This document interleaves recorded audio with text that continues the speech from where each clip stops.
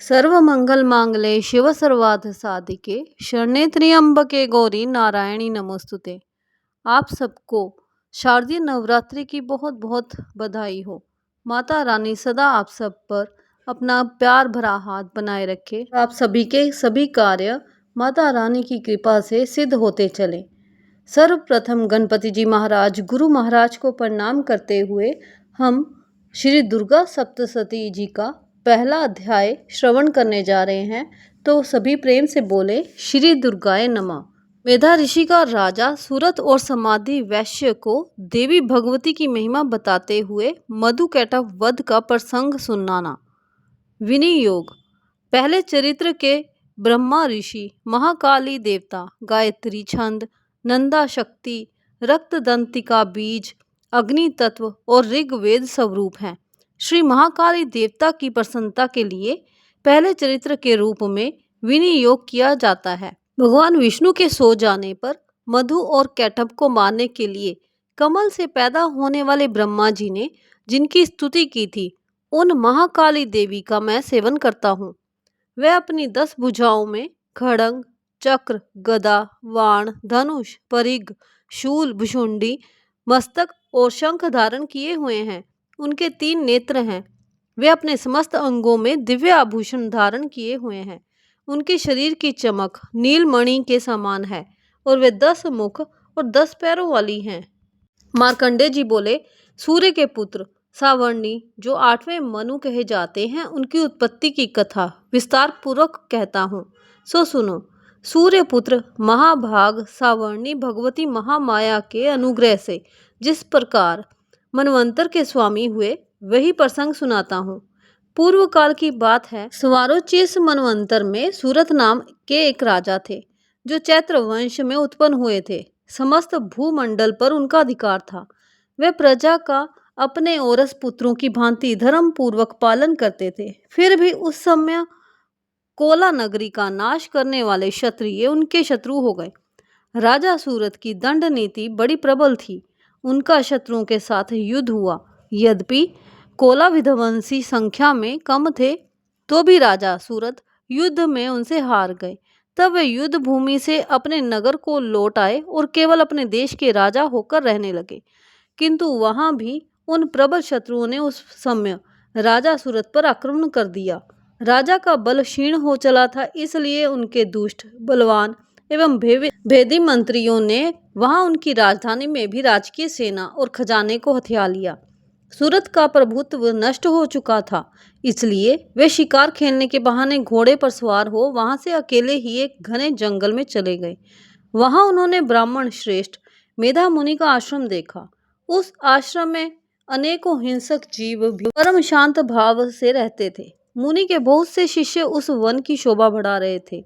वहां जाने पर मुनि ने उनका सादर सत्कार किया और वह उन मुनि श्रेष्ठ के आश्रम में इधर उधर विचरते हुए कुछ काल तक वहां रहे। फिर ममता के वश होकर वह उस आश्रम में इस प्रकार चिंता करने लगे, पूर्व काल में मेरे पूर्वजों ने जिस नगर का पालन किया था, वही नगर आज मुझसे रहित है।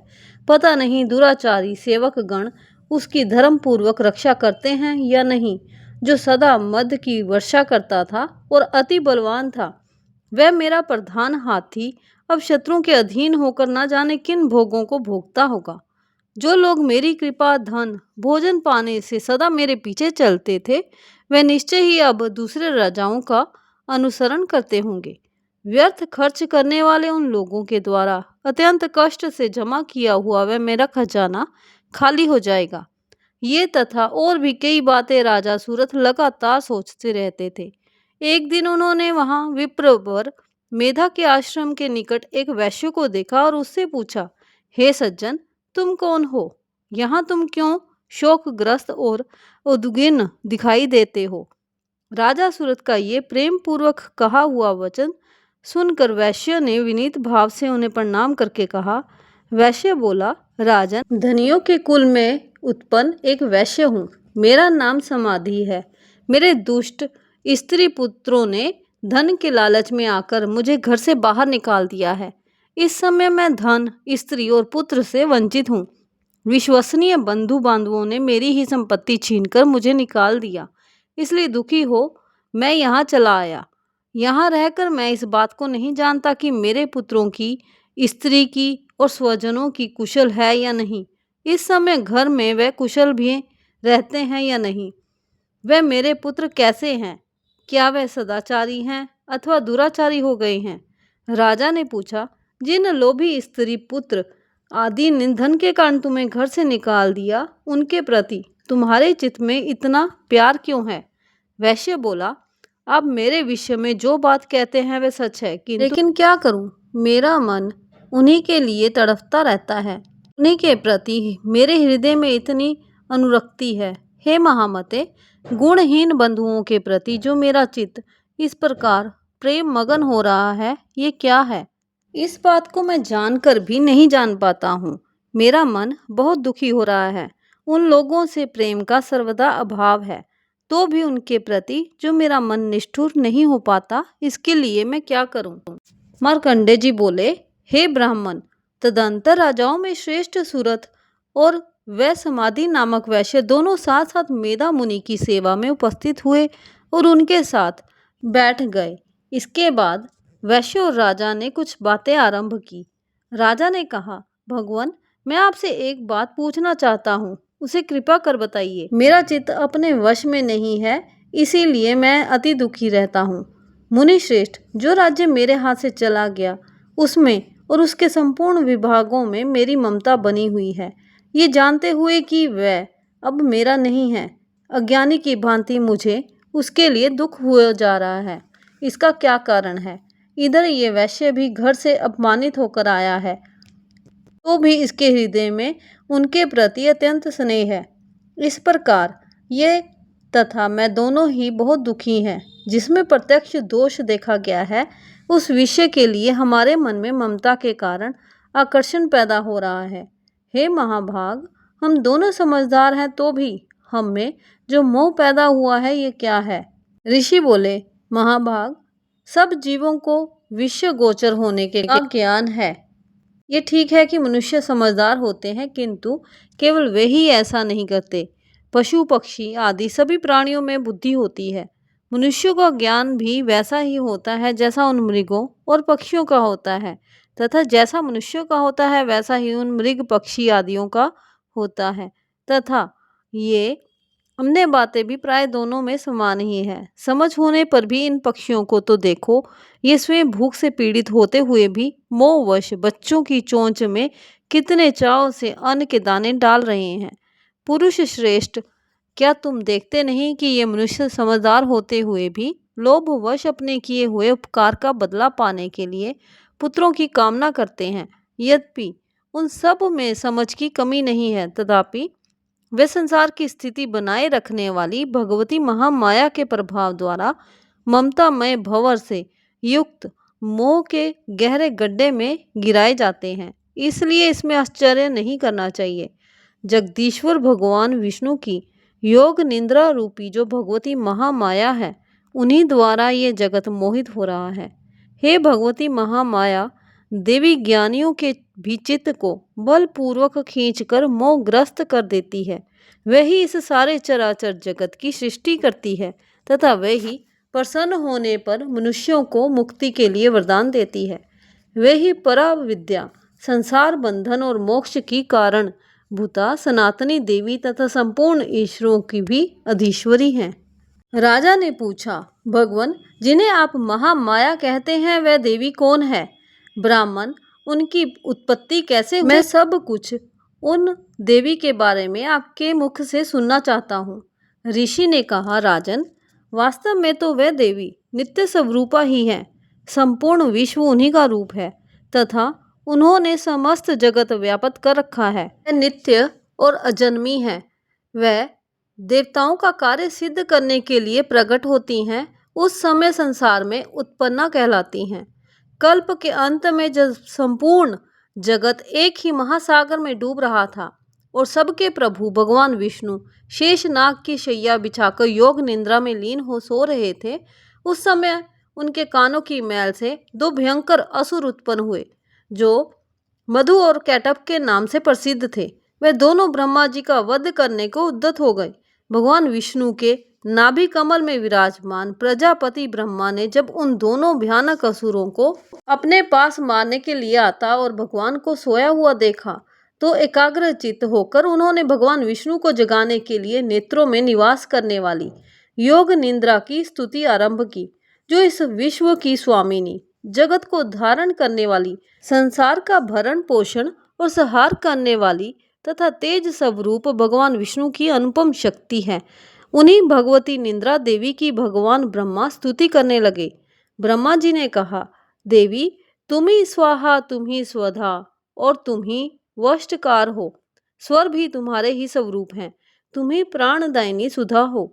नित्य अक्षर प्रणव में अंकार, उकार, मकार इन 3 मात्राओं के रूप में तुम ही स्थित हो तथा इन 3 मात्राओं के अतिरिक्त जो बिंदु रूपा नित्य अर्ध मात्रा है, जिसका विशेष रूप से उच्चारण नहीं किया जा सकता, वह भी तुम ही हो। हे देवी, तुम ही संध्या, सावित्री तथा परम जननी हो। देवी, तुम ही इस सकल ब्रह्मांड को धारण करती हो। तुमसे ही इस जगत की सृष्टि होती है, तुम ही से इसका लालन पालन होता है और सदा तुम ही कल्प के अंत में सबको अपना ग्रास बना लेती हो। जगन्मयी देवी, इस जगत की उत्पत्ति के समय तुम सृष्टि रूपा हो, पालन काल में स्थिति रूपा हो तथा कल्पांत के समय संहार रूपा हो। तुम ही महाविद्या, महामाया, महामेधा, महासमृति, महामोह रूपा महादेवी और महाअसुरी हो। तुम ही तीनों गुणों सत्व, रज और तम को उत्पन्न करने वाली सबकी प्रकृति हो। भयंकर काल रात्रि, महारात्रि और तुम ही बोध स्वरूपा बुद्धि हो। लज्जा, शांति और क्षमा, पुष्टि, तुष्टि भी तुम ही हो। तुम शूल धारणी, घोर रूपा, खड़ग धारणी तथा गदा, चक्र, शंख और धनुष धारण करने वाली हो। वाण, विशुंडी और पारिग ये भी तुम्हारे अस्त्र हैं। तुम सौम्य और सौम्यंतर हो। इतना ही नहीं, जितने भी सौम्य एवं सुंदर पदार्थ हैं उन सब की अपेक्षा तुम अत्यधिक सुंदरी हो। पर और अपर, सबसे परे रहने वाली परमेश्वरी शक्ति तुम ही हो, जो इस जगत की सृष्टि, पालन और संहार करते हैं। उन भगवान को भी जब तुमने निंद्रा के अधीन कर दिया तो तुम्हारी स्तुति करने में यहाँ कौन समर्थ हो सकता है। मुझको, भगवान शंकर को तथा भगवान विष्णु को भी तुमने शरीर धारण कराया है, अतः तुम्हारी स्तुति करने की शक्ति किसमें है। हे देवी, दोनों असुरों मधुर और कैटअप, इन दोनों को मोह में डाल दो और जगदीश्वर भगवान विष्णु को शीघ्र जगा दो। साथ ही इनके भीतर इन दोनों महान असुरों को मार डालने की बुद्धि उत्पन्न कर दो। ऋषि बोले, हे राजन, जब ब्रह्मा जी ने वहां मधु और कैटअप को मारने के उद्देश्य से भगवान विष्णु को जगाने के लिए तमोगुण की अधिष्ठाती देवी योग निंद्रा की इस प्रकार स्तुति की, तब वह भगवान के नेत्र, नासिका, बाहु, हृदय और वक्ष स्थल से निकलकर अप्रकट जन्म वाले ब्रह्मा जी की दृष्टि के समक्ष खड़ी हो गई। योग निंद्रा से मुक्त होने पर जगत के स्वामी जल में शेषनाग की शैया से जाग उठे। फिर उन्होंने उन दोनों असुरों को देखा।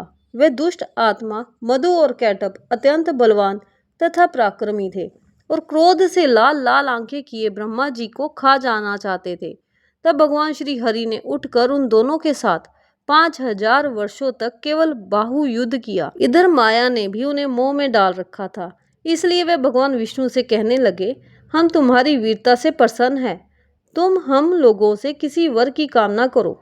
श्री भगवान बोले, यदि तुम दोनों मुझ पर प्रसन्न हो तो अब मेरे हाथ से मारे जाओ। बस इतना सा ही मैंने वर मांगा। ऋषि ने कहा, इस प्रकार धोखे में आ जाने पर जब उन्होंने संपूर्ण जगत में जल ही जल देखा, तब कमल नेत्र भगवान विष्णु से कहा, जहाँ पृथ्वी जल में डूबी हुई ना हो वहीं हमारा वध करो। तथा अस्तु कहकर शंख, चक्र और गदा धारण करने वाले भगवान ने उन दोनों के मस्तक अपनी जांघ पर रखकर चक्र से काट डाले। इस प्रकार ये देवी महामाया ब्रह्मा जी की स्तुति करने पर स्वयं प्रकट हुई। अब अगले अध्याय में हम उनके प्रभाव का वर्णन करेंगे। इति मधु कैटअप वध नामक पहला अध्याय समाप्त। बाकी अध्यायों का स्मरण करने के लिए हमारे चैनल को सब्सक्राइब करना ना भूलें। माता रानी की कृपा से अच्छे कर्म करते चलें, काम करते चलें और नाम जपते चलें। जय माता दी।